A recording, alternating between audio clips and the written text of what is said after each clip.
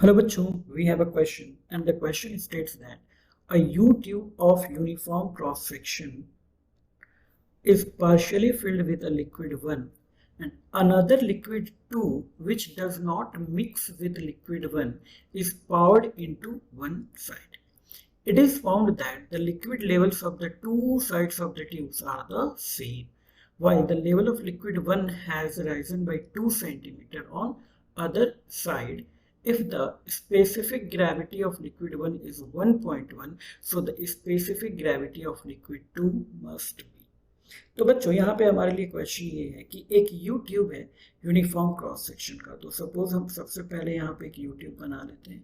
So we have U tube, okay, like this, जिसका cross section जो है वो यूनिफॉर्म है। तो सपोज यहाँ पे ये जो क्रॉस सेक्शन बना रहे हैं ये यूनिफॉर्म है cross section, got it.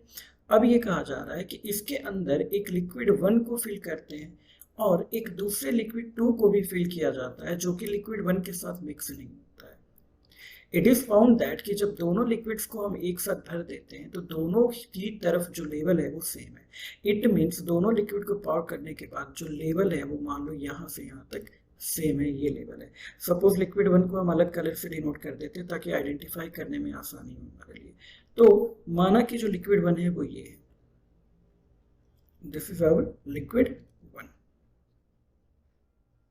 Okay, this is our liquid 1 blue coloured. And liquid 2 को जब हमने पावर किया तो सपोज वो डार्क ब्लू है और liquid 2 is this, okay, this is our liquid 2 and this is liquid 1। तो कुछ इस तरीके से हो जाता है, बट आफ्टर ऑल ये कहा गया है कि दोनों का ही लेवल जो है वो सेम है। इट मीन्स जितना लेवल ये है उतना ही लेवल ये लिक्विड का भी है, दोनों का लेवल सेम है। बट ये कहा जा रहा है कि जब लिक्विड 2 को हम पावर करते हैं तो लिक्विड 1 का जो राइज है वो 2 सेंटीमीटर हो जाता है दूसरी साइड में। इट मीन्स ये यहाँ से लेकर के यहाँ तक का जो राइज है वो कितना है, 2 सेंटीमीटर है। अगर कहा गया है कि लिक्विड 1 का स्पेसिफिक ग्रेविटी यानी रो 1 ऑफ लिक्विड जो है वो 1.1 है, तो हमें density of liquid 2 find out करना है क्या होगा। तो फर्स्ट ऑफ ऑल देखो यहाँ पे क्या बात हो रही है, दो लिक्विड को एक you tube uniform cross section में डाला गया है। तो अगर मैं यहाँ पे 2 पॉइंट्स ले लेता हूँ, सपोज इसको मैं पॉइंट ए ले लेता हूँ और इसको मैं पॉइंट बी ले लेता हूँ और इसका, और क्योंकि दोनों का ही क्रॉस सेक्शनल एरिया सेम है यानी इसका अगर एरिया क्रॉस सेक्शनल ए मान लेता हूँ तो ये भी क्या हो जाएगा, ए हो जाएगा, राइट। दोनों के दोनों ही ए हो जाएंगे, यानी ए और बी पे अगर मैं प्रेशर की बात करूं तो दोनों का प्रेशर इक्वल होगा, ओके। तो की कॉन्सेप्ट जो हम यहाँ यूज करने जा रहे हैं, की कॉन्सेप्ट वो पास्कल्स लॉ है, जिसके अकॉर्डिंग ये कहा गया कि एट सेम हाइट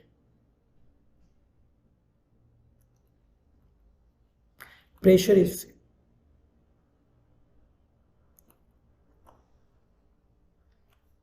तो आइए अब सॉल्व करते हैं इसको। अब क्योंकि दोनों ही हाइट पे अगर प्रेशर सेम होगा, it means P A is equal to हो जाएगा P B, pressure at A is equal to pressure at B. अब ए पे जो प्रेशर हम मान लेते हैं वो किसकी वजह से, लिक्विड 2 की वजह से, और यहाँ पे किसकी वजह से, बी पे लिक्विड 1 की वजह से। तो लिक्विड 2 की डेंसिटी हम मान लेते हैं रो 2 इंटू जी, और क्योंकि हाइट दोनों का सेम है तो यहाँ पे एच अगर इसको मानेंगे तो ये भी कितना हो जाएगा, रो 1 जी एच, ये हो जाएगा। जी से जी कैंसिल आउट हो जाएगा, एच से एच कैंसिल आउट हो जाएगा, और यहाँ पे finally rho 2 is equal to, it means density of liquid 2 जो है वो डेंसिटी ऑफ लिक्विड 1 के बराबर आ जाएगा। हमारे पास दिया हुआ है कि डेंसिटी ऑफ लिक्विड 1 जो है वो 1.1 है। इसका मतलब अगर दोनों की डेंसिटी सेम है तो डेंसिटी ऑफ लिक्विड 2 भी कितनी हो जाएगी, 1.1 हो जाएगी। यहाँ पे जो रिक्वायर्ड आंसर है वो है 1.1। So option number B is correct. I hope this is clearly understood to you. Thank you so much.